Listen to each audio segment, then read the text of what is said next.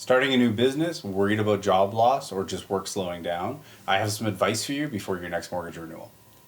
I highly recommend that if you're in a good position but you know something's going to change in your career or you think it's even possible, I would recommend re-amortizing your mortgage at renewal to 25 or 30 years to lower your payments.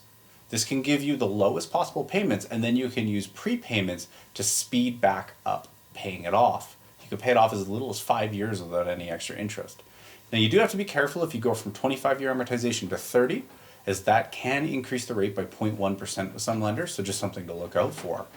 But it can help set you up for success that if you do hit a slowdown, start a business, or heavens forbid lose your job, you've got the lowest payments possible. Another thing to consider is if you're in a good position to qualify and you have the equity, or you can look for a cashback mortgage, you can pay off any unsecured debts or high interest debts, including car loans, to lower your overall payments and put you in an even better position. The last piece of advice I have for you is to look at getting a home equity line of credit with your equity if you have it. It's just a final fallback that if you need to borrow any money. And as a bonus, if you use this exclusively for starting a business, you can write off the interest on it.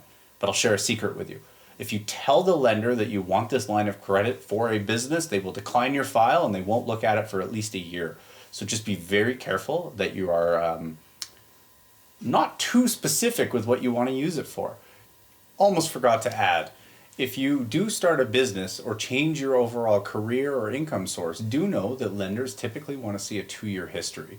So with your renewal coming up, if you're thinking of making a change, know that if you do make that change, whether it's because it's choice or not due to job loss, there may be a 2-year window where you don't qualify. So just another reason why I recommend being proactive on this stuff, because sadly, the lending industry is not very understanding when life happens, or even if you make a choice for the better, like starting a business. So if you have any questions or you need any advice, feel free to reach out. I do suggest you get started 4 to 6 months before your renewal, if at all possible, because it leaves a lot more time for planning so that you can be aware of the different pros and cons and make the best possible decision for your family. If you need anything at all, just reach out and I'll do my best to help. Cheers.